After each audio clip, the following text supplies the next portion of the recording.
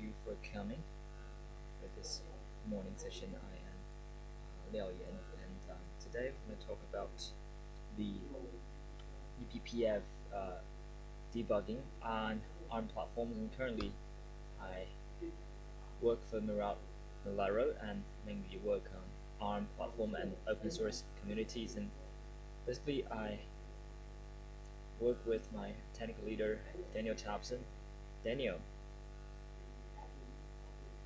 on the Embedded Linux Conference Europe conference, and is KGDP maintainer, and he knows very well about the kernel, and he has the English version of this presentation, and you can still find the video on YouTube. And today I'm going to use Chinese to redo this presentation. So what does eBPF means? So it stands for Extended Berkeley Packet Filler. So compared with classic BPF, it has lots of upscaling and expansions, not only used for the filtering of packets.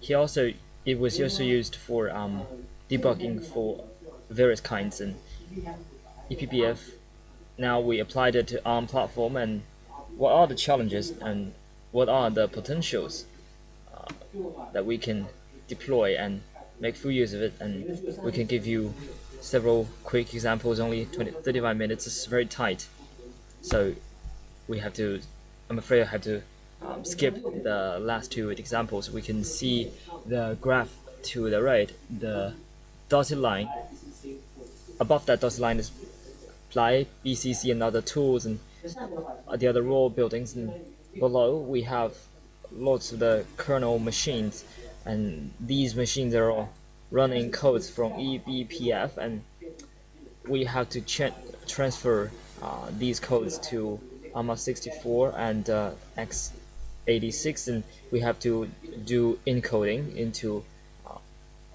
local codes for operation and processing. And starting from here, the chapter 1 will be about eBPF general introduction. What is eBPF? And currently you can see this is a very complicated topic and a lot of details if you want to go in. And if you used TCP dump, then you probably have already used it. And TCP dump, beach, and BPF packet seizing. To the right, we can see VeriShark. And if you have already do debugging for the basic hardware or drivers, then you will be very familiar about eBPF.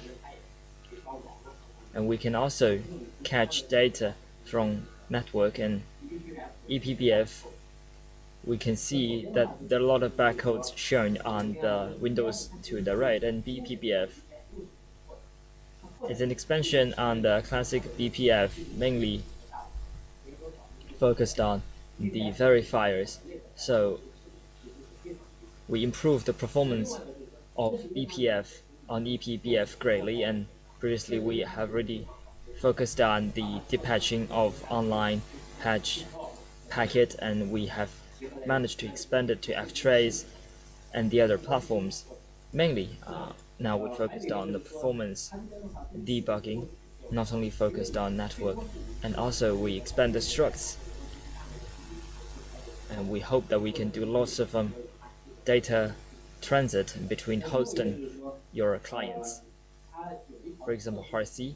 And we have a specific order which is for functional core, which is ARM core.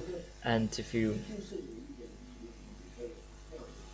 have functional core in CPU design orders, then eBPF can extract the other functions from the kernel, and if you run a code, then that is available for functional calls in the kernel, and we can further expand its functions.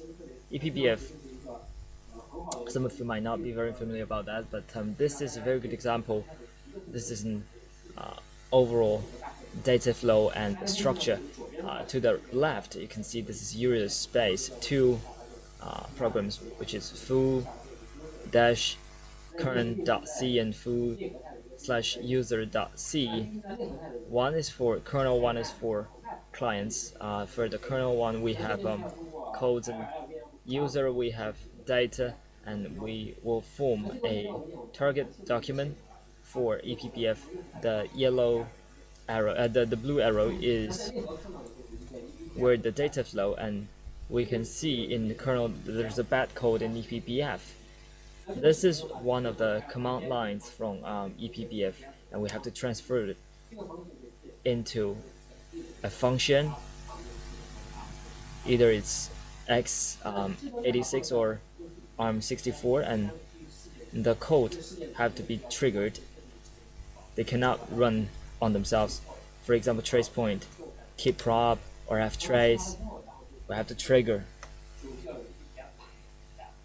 the order, and the code then will collect the data, and the red arrow, we can see the eBPF map can transfer data to read data maps.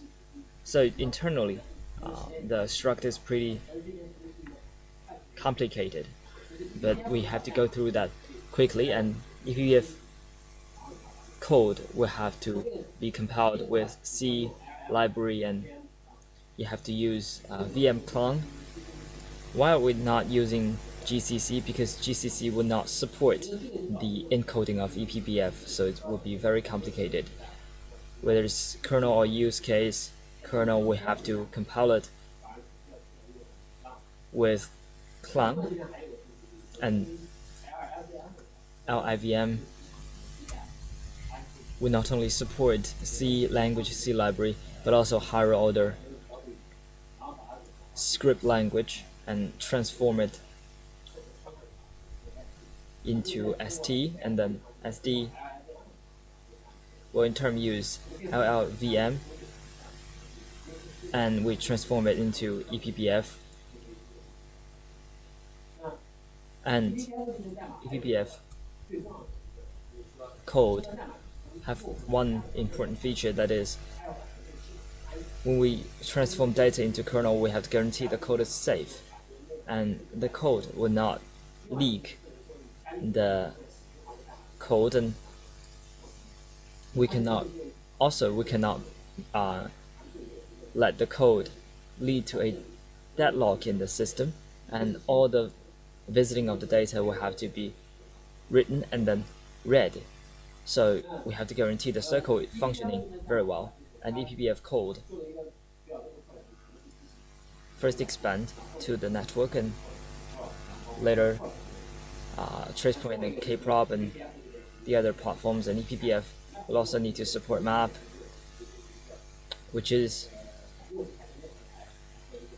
customized, and kernel that will be a generic structure for data transition, and eBPF,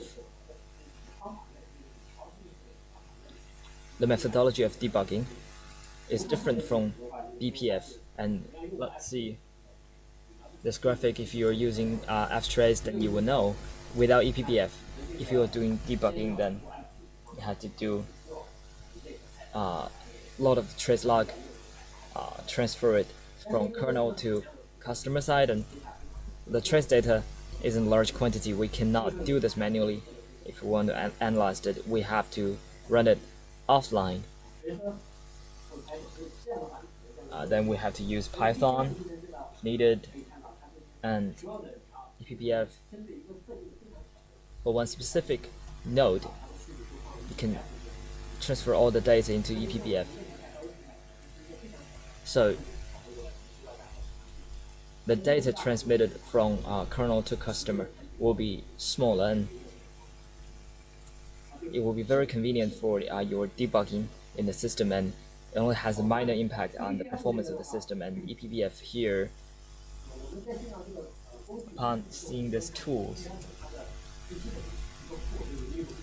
we have in-BPF, this library, and it will be very convenient for you to write a program, and will provide you with hyperfunction, including how can you transform the code of eBPF from customer to kernel side, and how can you manipulate the map structure. And for example, we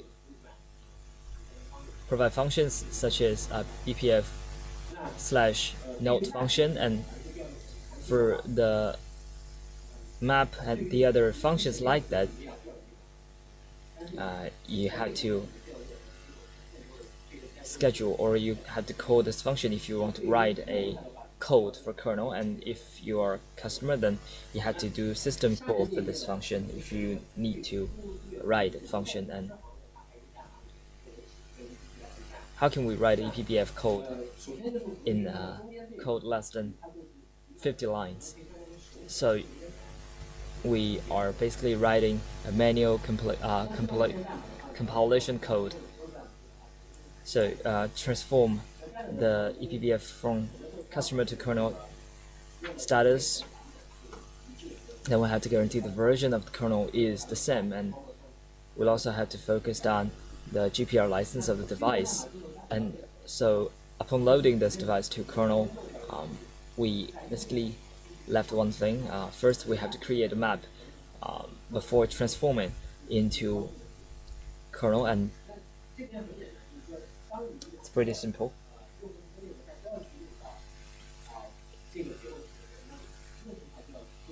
If both sides are using this struct, then the customers will have to use the describers to describe the function, and basically this will function as a value of the command line and be transformed into the kernel. And for upper layer customers, it's transparent, and in the kernel we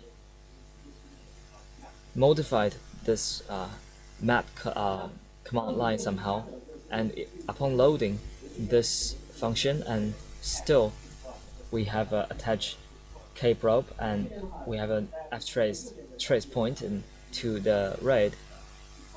Kprobe event will be opened, and finally we have to put the describer of trace point and PMD describer. We have to combine it together. So kprobe event and this program have to be integrated and bounded together, and if we triggered kprobe event, and then we will use this code to run it. So finally we are writing or inputting value into this code. So basically this is a very simple process of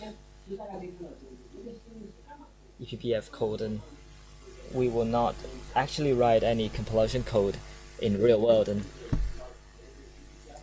so we have a lot of tools in eBPF, and first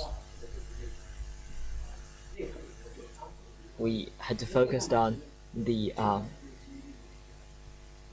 test case of the sample, and we have bpf-note.c, and it will help you to create a map loading the data from customer to kernel, and kprobe point had to combine with the program. And this is all done in this process. And this program, we have two status. One is kernel, one is customers. And if we're using this method, so the meaning is only 2 lines. First, we have to install some headers document, and also LLVM we have to compile some of the codes in eBPF. And here, if we were doing cross compilation, not in the native ARM platform, and if you're doing this on x86 platform, then you have to consider cross compile, which is a changing parameter and to the left. This is how we run it in kernel. And on the upper side, this is a virtual structure, and first this is the definition, and second, like I said, in-BPF library compared with the BPF library not.c. We have to analyze all these sections, and make preparations for you. For example, this is a map, and we have to assign a map, assign a structure, and kprobe will first bind this section with some code, and we have to inform the customer programs that we can abstract some information, and we need an indicator in the memory, and if there is a leakage of the memory, we have to use the indicator to locate the leakage. And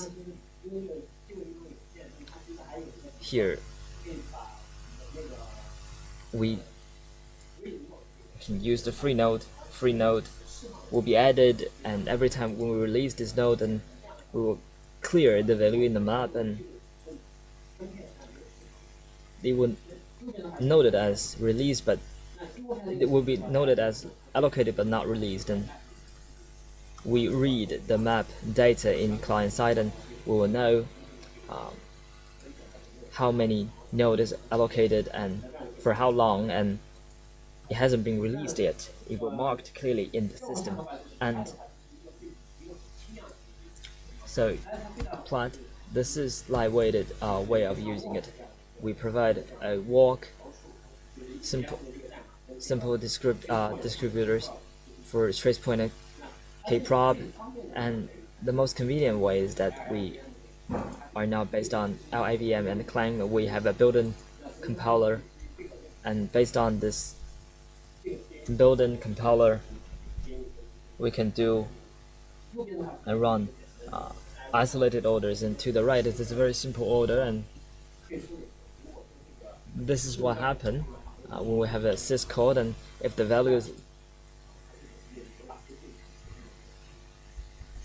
smaller than 0, then we'll have to calculate the total value and plan.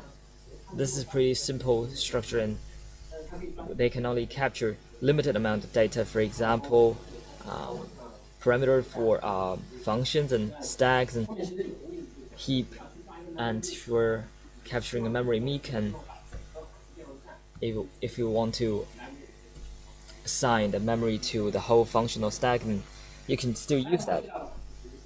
The greatest advantage of Plaque is you can use them embedded systems. The dependency on other systems is pretty light, pretty low, and first you have to combine it with certain probe, and you have to filter, determine on what kind of events they will capture and what are not, and we have to do a count on the other numbers of the system, and this is how we run the compilation. And to the left, why are we using LDD? This is a linkage library, and in a very simple environment, you won't be using LVM Clang and the other compilers, and it's very convenient actually. And starting from here, these are very complicated tools, and this is BCC, BPF compiler connection, and this is a tool chain, and we want to make it easier for you to write a code and for you to compile the codes. And if you're compiling the internal eBPF code, and you have to using the Clang, and you have to bound it with other codes, and we have a script, and that the script will do it for you. And if there's a mistake, it will be easier for you to find the mistakes and locate the mistakes. And to the right, you can see the BC, the flam. We can see that it's based on Lua, Go, or Python, or C, or C++. These are higher in order language. First, we have a Clang and LIVM. We have to do the program for eBPF, and we have to compile it in eBPF.so. And first, we have to integrate the trace event, BCT. They will also support the debugging for function in customers, and we're using USBT, and not only supported by systab, Prof and BC, and will also provide you with a large number of ready-to-be-used debugging script for computing, for calculation, and functional syscore. And this is the simplest question, and this is how we use Python to write a BPF code. First, we have to establish a category of BPF, and we are basically writing BPF code using the B category and, for example, attach kprobe and bound it with kprobe. And this is the last sentence. We are still trying to get the states in the bin and extract relevant information in the map. So basic build process. Actually, it's very complicated. You can see the whole process because it lies on a lot of issues, including the IMB and BEC. So when I'm trying this, I have actually spent a lot of time, and this is some conclusion. ECC is on compilation. It depends on a lot of libraries, including the CMake and lib, and also we can use the because the BEC it depends on the LMV and clone, and because we have a lot of versions for this, so sometimes you cannot use the distribution, the installed version, so you have to have a new compilation list. So LLVM and BCC, you need to spend a lot of time on it, and it has a higher requirements for system because ARM platform, you can see that one DDI is 1 GB storage, but for 1.0 compilation is not enough. That's why I need to switch to a larger ARM platform, and it has higher requirements for the file system. Like the BEC, it needs 12 GB, and the ARM needs 42 GB. So you need to spend a lot of time doing this compilation. And we also have this, how can you safely use this? So this is a big challenge. And how to use the Android is like the Android depth is in Android system. You can just switch to a system in Android system. Use the Debian and apt-get environment. Yes, you can establish the BEC scheduling. So this tab, it introduced the step BPF, the backup. So it has two backends. One is based on kernel module, and one is based on the dying inst. It's for the user scheduling. So this tab is an org-like scripting language, but it's not just a language; it's also a tool. So its predecessor is like dtrace, and on the right we can see the example that we need to make runtime equals BPF. So in this kernel, we need to add this codes and to schedule it. But it's different from the previous codes because we need to write this code in our specific way. So if you write a eBPF system code that is not transparent, so eBPF, we cannot have the loop. But this tab, you can have the loop. And we cannot have this grammar check. So edify, if we do the verify, it will fail. And eBPF, it has the requirements for the length. It only supports for the 4.96 instruction length, and it has this language grammar code. This is to print out all the local variables, and it has high requirements for the data. If you use this grammar, it also have this problem. And step BPF, it has a menu. It's in an early stage, so you may encounter a lot of issues. That's why many experienced users, when they're using it, they think they need to return to a column module to schedule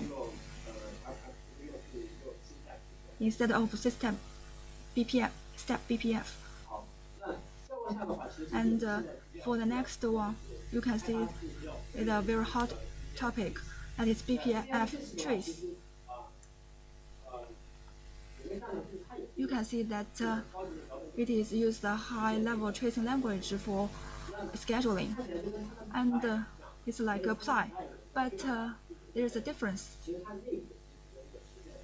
Its internal integration is very complicated. It's based on BCC and LVM VM, so it has its own high-level language, and you need to turn it into ST. Yes, the abstract ones. So you have to get the bytecode. So the biggest challenge is that it's very flexible. It can expand on its own language, and its code is very strong. So because it's based on BCC, and it can be bundled with the user. This is based on the LVM client, and it generates the BPF backcode. It supports the header file in the kernel. So if it wants to access a certain data structure pointer, and yes, to access the data elements, you can write this very complicated C language, and you don't need to analyze the offset and to get an address and to access this address. It's very complicated, for scheduling. But now it makes it very convenient. And the BPF trace build is very complicated. It's based on the BEC's environment. You need to add the code. So if it doesn't have the BCC, yes, the BEC, you have to perform all the tasks for BCC then to do this. But in this Debian environment, if you have the libfcc -def, then you have this environment. You just need to compile the BPF trace. And this is perf. If you perf is the most native scheduling environment. It can be combined with timer and PMU, and it can also be combined with eBPF.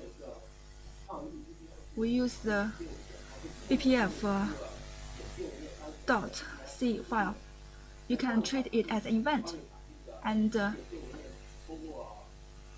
through the cloud, it can be compiled to the backcode. So it could be integrated with the code. Perf trace. This main function is that we use xtrace. We need to schedule all the parameters in a system. We need to extract all the parameters for the viewers to see it. But the biggest good point is that it doesn't cost too much for the system, because you just need to extract all this data. And for the perf, it can do the profiling for the program. It's like when the system, you can have the too many eBPF programs installed in this system, and if the perf neglects these programs, you cannot see a whole view. But in this way, we can add all these eBPF codes and samples. We kind of calculate them, and to analyze its own profile. We also have this BTF. It's a DOF of the BPF. you need to have a new version for this. It's the LLVM 8.0 version. So the biggest benefit is that it's like doing an annotation of the system, and to see how many percentage of this program. If it supports BTF, it can also show the source code of the .c file. This is a perf build. It's whole instructions. The last one. If the perf trace, you have an issue with it. It's because perf make we haven't added install. If we just add install, we can just add all the header file to all the installations, and when you are compile the BPF code, then it can be passed. And I have two examples here. Yeah, I have tried all the previous tools apart from SysTab. Other tools I have all tried, and I have this very simple one, Psi. If you want to do the memory leak detection, you need to do it manually. But now it's very complicated. It's very convenient. So the first program is that we need to show the relationship between the function stations. We need to match the pointer to make the point as a page, to make the station as a value when it is being. We can see the code graph of the pointer. It means who the user is. And when the memory is released, we can clear this map. It means that function, the pointer has been released. So you can find the memory leak issues in the system very conveniently. The second one is based on BCC, because your system has different modules, and they have this relationship of scheduling. If you want to schedule a program, we need to use the print K, but in this one you can use basic K. We don't need to add some scheduling codes for a server. You cannot just reboot it again and again. And also for the remote client, and for them to schedule, you will give them an image. So you don't need to code another image for them. You can just tell him very simple, in a simple way. And we have this characteristics is that eBPF is code. We need to have the very strict inspection. So it's a very safe scheduling method. It won't cause the system to crash. And it's very suitable for the system and customer support. BCC, we have the tracepoint, PY, this script. You can see this is a clock driver. So we want to show that its first parameter, what the rate value of it is. And for this single command, we can see this name of the function and plus the character string and what kind of the argument you need to print out. Yes, you can print it out very quickly. And we can still see the latter part of this function. Yes, this is the latter part of it. Whether the parameter is correct. If it wants to convey message, it contains the MSG ID and the rate. But when you are doing the bottom level data transmission, you need to make sure that, yes, you can see that example. You can use a very complicated grammar to access the host and to print out all the elements in this host. And this is not for some performance scheduling. And also, we want to see the distribution. We want to see the distribution of it. You can use the argdist .py and plus header file, because when you visit this structure, if we want to compile it, it needs some dependency relationships to compile this code. So in this way, we kind of show the distribution of this rate, and it can tell you very quickly that the frequency changes are at this rate. So you can see in which range you fall into. Okay, time is running out. And this is a conclusion. So for each use case, you can check it. And thank you very much. So, because time is running out, if you have any questions, please ask me in private and we can go outside. Okay, thank you. Thank you.